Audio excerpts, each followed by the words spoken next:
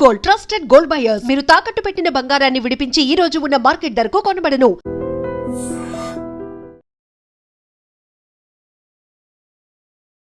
Hi hello నమస్తే welcome back to iDream media.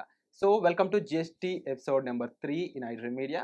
So previous ఎపిసోడ్లో అయితే జిఎస్టీకి సంబంధించి కాస్త ఇన్ఫర్మేషన్తో పాటుగా అగ్రికల్చర్ సెక్టారు, అలాగే ఎలక్ట్రానిక్స్ అండ్ ఎడ్యుకేషన్ సెక్టార్లో కొన్ని గూడ్స్కి సంబంధించి జిఎస్టీ ఏ విధంగా ఉంది ఇవన్నీ కూడా డిస్కస్ చేయడం జరిగింది. మనతో పాటు certified financial planner Anil Kumar Basu గారు ఉన్నారు. ఇక ఈ ఎపిసోడ్లో ముఖ్యంగా ట్రాన్స్పోర్ట్కి సంబంధించి లగ్జరీ గూడ్స్గా భావించే కార్స్ గురించి, అలాగే దాంతోపాటుగా డైరీ అండ్ మరికొన్ని విషయాలు ఈ ఎపిసోడ్లో తెలుసుకుందాం. Hi sir. నమస్తే. సో ఇప్పుడు ట్రాన్స్పోర్ట్ ముఖ్యంగా ప్రతి ఒక్కరు కూడా వాళ్ళ లైఫ్లో బైక్ ఉండాలి ఒకప్పుడు అనుకునేవాళ్ళు.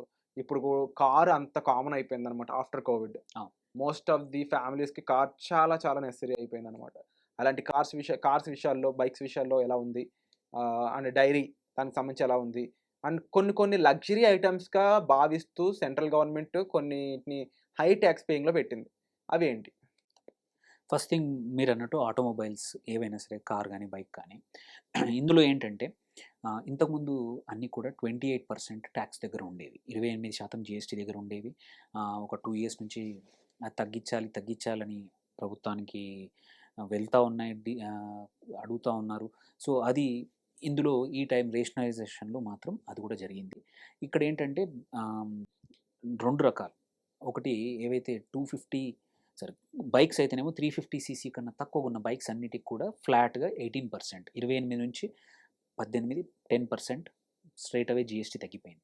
సేమ్ వే కార్లలో కూడా ఏంటంటే పెట్రోల్ కార్లు అయితే 1200cc వరకు, 1200cc వరకు అండ్ 4 meters బిలో, అంటే చిన్న కార్లకి, బేసికల్లీ పెద్ద కార్లకు కాదు, చిన్న కార్లకు మాత్రం 28 నుంచి 18, అంటే పక్కా 10% జిఎస్టీ తగ్గింది. తప్పకుండా దాని ఎండ్ ప్రైస్ పక్కా కన్జ్యూమర్స్ కూడా ఎవరైతే కొనాలనుకుంటున్నారో దసరాకి, దీపావళికి చాలామంది కొంటూ ఉంటారు, అది పక్కా ఉంటుంది. డీజిల్ కార్లు అయితే 1500cc వరకు, ఆల్సో 4 meter కన్నా చిన్న వాటికి.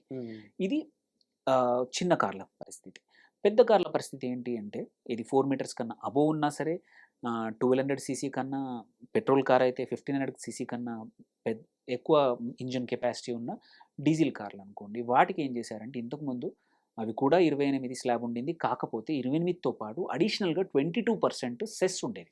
ఓకే, అంటే ఎఫెక్టివ్లీ 50% వాటి మీద ట్యాక్స్ పడేది. లగ్జరీ అనే కాదు, ఈ కొన్ని ఇంకా లగ్జరీ అయితే ఇంకా ఎక్కువ ఉండేవి. మోర్ దెన్ 1000cc అని చెప్పొచ్చు, more than 1200cc petrol car అయితే. ఓకే, కానీ ఇప్పుడు ఏం చేశారంటే దాన్ని కూడా ఆ సెస్ తీసేసి స్ట్రైట్ అవే 28 నుంచి 40% తీసుకెళ్లారు. అంటే ఒకప్పుడు 50% వరకు పే చేసేవాళ్ళం, ఇప్పుడు జస్ట్ 40%. సో ఈవెన్ పెద్ద కార్లకు కూడా తగ్గినట్టే ఒక 8 to 10% పక్కా తగ్గినట్టే. దానివల్ల ఏంటంటే అక్కడ కూడా కొంచెం బెనిఫిట్ వస్తుంది.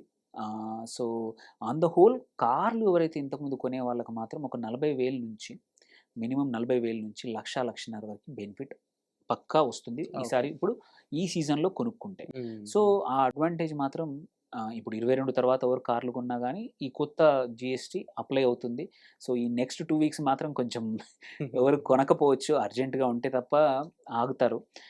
సో అదొకటి కొంచెం కొంతమంది పెరిగాయని మాత్రం అనుకుంటున్నారు. ఈ సెస్ సంబంధించిన ఇన్ఫర్మేషన్ మాత్రం డెఫినెట్లీ చాలా మందికి తెలియదు. సెస్ ఒకటి ఉంది, ఆ సెస్ ఇప్పుడు తీసేశారు ఫ్లాట్గా. ప్రభుత్వానికి కూడా ఏమవుతుందంటే ఈ సెస్ అనేది యూజువల్లీ సెంట్రల్ గవర్నమెంట్కి వెళ్తుంది. ఓకే, ఇప్పుడు 40 ఫ్లాట్గా చేయడం రాష్ట్ర ప్రభుత్వాలకు actually additional revenues best.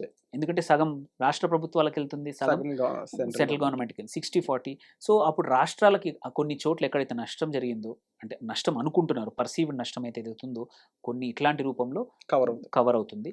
So central government మాత్రం కొంచెం అడిషనల్గా అవుతుంది, వాళ్ళు వేరే దగ్గర ఖర్చులు తగ్గించుకొని చేస్తామని చెప్తా ఉన్నారు. సో ఇది ఆటోమొబైల్ సెక్టర్లో అయితే. సో అక్కడి నుంచి నెక్స్ట్ చూసుకుంటే కన్స్ట్రక్షన్ సెగ్మెంట్ వెరీ ఇంపార్టెంట్. అక్కడ మేజర్ 2 ఇన్పుట్స్ మేజర్. ఒకటి సిమెంట్ ఇప్పుడు 28% దగ్గర ఉంది, 28 నుంచి 18 తీసుకొచ్చారు. అది అంటే కన్స్ట్రక్షన్ కాస్ట్ చాలా తగ్గిపోతుంది. ఎందుకంటే ఇది కన్స్ట్రక్షన్, అగ్రికల్చర్ తర్వాత అంత ఎంప్లాయ్మెంట్ క్రియేట్ చేసే సెక్టర్ అనేది కన్స్ట్రక్షన్ సెక్టర్. అంతమందికి ఈవెన్ చదువు తక్కువ ఉన్నా సరే ఉద్యోగాలు వచ్చే సెక్టర్ కన్స్ట్రక్షన్ అనమాట. అక్కడ ఈ జిఎస్టీ తగ్గడం అనేది, దీని మీద తగ్గించారు, స్టీల్ మీద కూడా తగ్గించారు. మళ్ళీ చాలా రకాల కన్స్ట్రక్షన్ బ్రిక్స్ మీద కానియండి, ఇవన్నింటి మీద కూడా తగ్గించారు. సో దీనివల్ల ఏమవుతుందంటే కన్స్ట్రక్షన్‌లో ఇంతకుముందు ఎవరైతే అన్‌వయబుల్ ప్రాజెక్టులు ఉన్నాయో, ఇంతకుముందు కడితే చాలా రేట్ ఎక్కువ ఉంది అనుకుని భయపడేవాళ్ళు. On the whole 5-8% construction cost తగ్గిపోయే అవకాశం ఉంది. ఈ వీళ్ళు తగ్గించిన జీఎస్టీ వల్ల. సో కొన్ని అన్‌వయబుల్ ప్రాజెక్ట్స్ కూడా వయబుల్ అయ్యి కొత్తగా కన్స్ట్రక్షన్ యాక్టివిటీ మొదలవ్వచ్చు. జాబులు మోర్ క్రియేట్ అవ్వచ్చు. సో ఇది 2 రకాల బెనిఫిట్ అనమాట కన్స్ట్రక్షన్‌లో. దెన్ కొన్ని మీరు ఇంకొక కీ సెగ్మెంట్ అడిగారు. మనం రోజువారీ వాడే ఐటెమ్స్ ఏంటంటే dairy products. Package drinking water, milk ఏదైతే ఉందో ఇంతకుముందు 5% ఉంది. దాన్ని 0% చేశారు. మనం యూహెచ్టీ మిల్క్ అంటాము. ఎక్కువ రోజులు బయట పెట్టినా సరే పాడవని మిల్క్. దాని మీద 0% చేశారు. సో అదొక మంచి పరిణామమే. అట్లాగే బ్రెడ్స్, ఇండియన్ బ్రెడ్స్ ఏవి అయినా సరే ఇంతకుముందు 5% ఉండింది. ప్యాకేజ్డ్ అయితే 12% ఉండింది. ఏది పరాటా లాంటివి చాలా ఈ కాలంలో అందరూ బిజీగా ఉన్నారు. అట్లాంటివి వాడుతా ఉన్నారు. మామూలుగా మనం రోజు తినే బ్రెడ్ కూడా ఇంతకుముందు 5% ఉంది. అన్నిటిని 0 తీసుకొచ్చేసారు. సో రోజువారీ ఇవైతే ప్రతి ఒక్కరికి లాభం స్ట్రెయిట్ అవే. మనం నెలకి 100, 200, 300 వాడినా సరే దానికి ఒక 10, 15 రూపాయలైతే అందరికీ బెనిఫిట్ అయ్యే అంశమే. అట్లాగే నేను స్టేషనరీ ఆల్రెడీ చెప్పేసాను. అండ్ ఈవెన్ చీజ్, బటర్ వాటి మీద కూడా 5%కే తీసుకొచ్చారు. ఇంతకుముందు 12% ఉండింది. అవి కూడా ఇప్పుడు రోజువారీ ఐటెమ్స్ అయిపోయాయి. అందరూ వాడుతా ఉన్నారు. So on the whole dairy సెగ్మెంట్‌లో మాత్రం జీఎస్టీ తగ్గడం వల్ల కన్జంప్షన్ ఇంకా పెరిగే అవకాశాలున్నాయి. సో అక్కడ కూడా అది థర్డ్, ఫోర్త్ ఇంపార్టెంట్ అనుకోవచ్చు ఇండస్ట్రీ. ఇది అగ్రికల్చరు, రియల్ ఎస్టేటు, డైరీ కూడా చాలా మందికి ఎంప్లాయ్‌మెంట్ ఇస్తుంది. దీని తర్వాత మీరన్నారు లాస్ట్ ఇంకొక ఇంపార్టెంట్ థింగ్ సిన్ గూడ్స్. అంటే యాహ్! సిన్ అంటే పాపం, బట్ పాపం అని కాదు గానీ luxury items basically sin talks అని చెప్పారు. 40% తీసుకెళ్లారు. అందులో లగ్జరీ కార్స్, పెద్ద కార్స్ అన్నీ ఎలాగా ఉన్నాయి. దాంతో పాటు ఒకటి అంటే రెస్పాన్సివ్ గవర్నమెంట్ అంటే ఏంటంటే ఏరేటెడ్ డ్రింక్స్ ఏవైనా సరే కార్బోనేటెడ్ డ్రింక్స్ అంటాము. అవన్నింటిని తీసుకెళ్ళి 28 నుంచి 40కి పంపించేశారు. ఎగ్జాక్ట్ డైరెక్ట్‌గా. సో ఏంటంటే అవి ఆరోగ్యానికి మంచిది కాదని తెలుసు. ఎటువంటి ఎటువంటి ఆరోగ్యం కావాల్సిన విటమిన్స్ గానీ, ఎటువంటివి ఏమీ ఇవ్వదు. అందులో న్యూట్రియంట్స్ లేనే లేవు. ఎక్సెప్ట్ కార్బొనేషను, షుగరు తప్ప. సో వాటిని తీసుకెళ్ళి 40లో చేయడం అనేది ఒకటి ఇంపార్టెన్స్ ఆఫ్ హెల్త్. వాటిని సిగరెట్లను కూడా అలాగే సెకండ్ వాటిని కూడా తీసుకెళ్ళి 40లో పడేశారు. అన్ని సో చెప్పినా ఆపరనుకుంటున్నాను నేను. ఆపరు అంటే అట్‌లీస్ట్ కొద్ది మందన్నా సరే కాస్ట్ కాన్షియస్ అయిపోయి చెప్పలేం. అంటే ఈవెన్ మనము 100 నుంచి 80 దగ్గరకొచ్చినా నయమే. ఆ 20 మందిని కాపాడుకున్న రేపు క్యాన్సర్‌లు ఇట్లాంటి ప్రాబ్లమ్స్ రాకుండా కాపాడిన వాళ్ళమే అయితాం. అట్లాగే లగ్జరీ కార్స్ అన్నిటికి గూడా మోటార్ సైకిల్స్ ఏవైతే 350 సీసీ పైన ఉన్నాయో వాటికి గూడా 40% చేశారు. అట్లాగే కొన్ని క్యాజినో సర్వీసెస్, కొన్ని గేమింగ్ సర్వీసెస్, ఐపీఎల్ టికెట్స్ లాంటివి, మళ్ళా గ్యాంబ్లింగ్ మోస్ట్‌లీ అది ఇంకొక మొన్న జరిగింది అదొకటి మంచిది. గ్యాంబ్లింగ్ అనేది ఆన్‌లైన్ గ్యాంబ్లింగ్ అంతా తీసేశారు. సో వీటన్నిటిని కూడా తీసుకెళ్ళి 28-40% చేశారు. ట్రూ. సో ఇవన్నీ అంటే నాట్ జస్ట్ ఓన్లీ కష్టాలు రోజు వాడే వాటికి తగ్గించడమే కాదు, ఏవైతే మంచిది కాదో మనకి వాటిని కొంచెం దూరం చేయాలని ట్యాక్స్ కూడా పెంచడం వల్ల హోప్‌ఫుల్లీ కన్జంప్షన్ తగ్గొచ్చు. సో ఇవి చేయడం వల్ల మాత్రం ఒక్కటి తెలుస్తుందేంటంటే వింటున్నారు. యాహ్! సో ఇది ఫైనల్ కాకపోవచ్చు. మళ్ళీ ఒక 1-2 ఇయర్స్‌లో ఇందులో కొన్ని చేంజెస్ కానీ ఎందుకంటే ఇది కంటిన్యూయస్ ప్రాసెస్. ఎన్నో సంవత్సరాల నుంచి పెరగడానికి నడుస్తుంది. ఛాన్స్ ఉందంటే తగ్గడానికి ఛాన్స్ ఉందంటారు. తగ్గొచ్చండి. తగ్గొచ్చు ఇంకా. తగ్గొచ్చు, వినొచ్చు. అంటే ఇప్పుడు సేమ్ ఇప్పుడు కొన్ని కార్బొనేటెడ్ వాటిని 28-40 తీసుకుంటామని ఎవరికీ తెలీదు. హ్మ్. బట్ ప్రభుత్వం ఏంటి డయాబెటిస్ క్యాపిటల్ అయిపోయింది ఇండియా. అవును. షుగర్ ఇవన్నీ ఏరేటెడ్ డ్రింక్స్ అన్ని ప్యూర్ షుగర్ వాడతారు. సో అలాంటప్పుడు వాటిని దూరం చేస్తే మంచిదని ఇంకా సిగరెట్స్ కానియండి. ఇదొక సో గుడ్ థింగ్ అని చెప్పొచ్చు. అట్ ది సేమ్ టైమ్ ఇది పర్మనెంటా అంటే అగైన్ యాస్ యూ సెడ్ క్వెషనబుల్ అని చెప్పొచ్చు. ఒకటండి ఏవి కూడా ఇందులో పర్మనెంట్ కాకపోవచ్చు. కొన్ని ఇంకా తగ్గించొచ్చు. ఏవైతే మనకు మంచిది కాదో వాటిని పెంచొచ్చు కూడా. సో అలాగే ఉండాలి. ఏంటంటే యాక్చువల్లీ మనం జీఎస్టీ కౌన్సిల్ అదే చేస్తుంది. మనం చూస్తే ఇప్పుడు ఒకేసారి ఇంత గంపగుత్తగా హోల్‌సేల్‌గా ఇన్ని చేంజెస్ జరిగాయి. But every time GST council కలిసినప్పుడల్లా చిన్న చిన్న చేంజెస్ 1, 2 చేంజెస్ జరుగుతానే ఉన్నాయి. ఇండస్ట్రీ నుంచి రిప్రజెంటేషన్ అయ్యుండొచ్చు. ప్రజల నుంచి ఏమైనా రిప్రజెంటేషన్స్ వస్తే అవి వింటుంది. బట్ ఇంతగా ఒకటేసారి చేయడాన్ని అందుకే మనం జీఎస్టీ 2.2 అంటున్నాము. New generation of GST reforms. So GST is a continuous process. ఎవరికైనా అన్‌హ్యాపీనెస్ ఉన్నా ఏమున్నా సరే ఐ థింక్ నెక్స్ట్ టైం ఇంకా కొన్ని మార్పులు జరగచ్చు, అది 1 ఇయర్ సో పట్టొచ్చు, 6 ఏదైనా మంత్స్ సరే పట్టొచ్చు, వేచి చూడాలని. వేచి చూడాలి. కానీ జరిగింది మాత్రం చాలా మంచిది.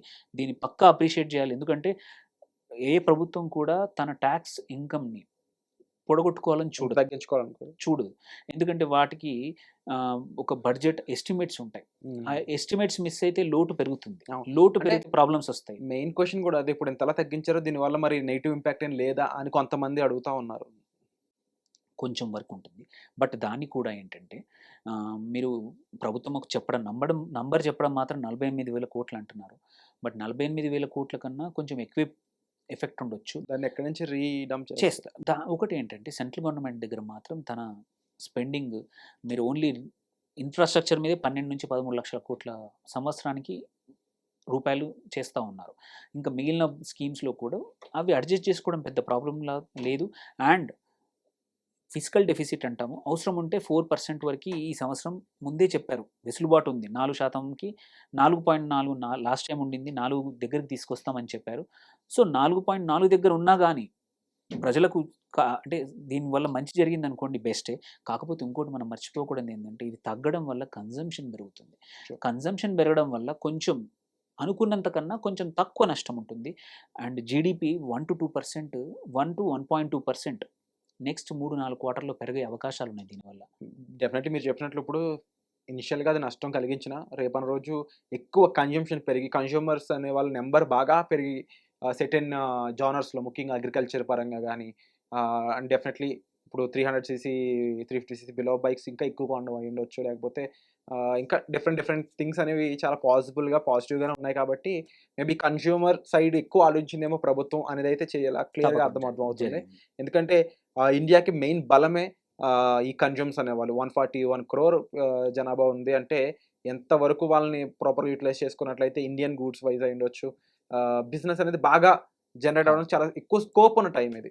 సో మేబీ ఆ రకంగానే నడిపిస్తున్నట్టు అనిపించింది. సో వేచి చూడాలి. మీరేమనుకుంటున్నారో తప్పకుండా కామెంట్ సెక్షన్‌లో మెన్షన్ చేయండి.